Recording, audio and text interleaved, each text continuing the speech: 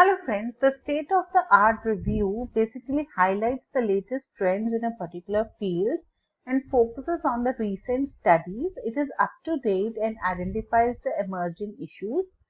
However, the state of the art review does not live long and it gets quickly outdated as there are changes in the technology or the area.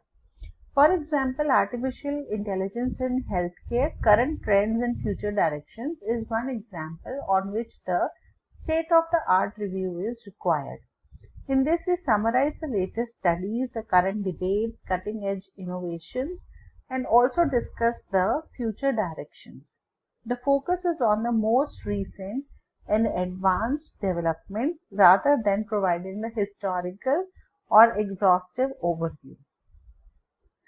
Then this method is generally used when we are beginning to write our synopsis so that we understand what all methods are available in the current arena and we can then dive into the deeper methods of review after we understand what is the current technology that is available.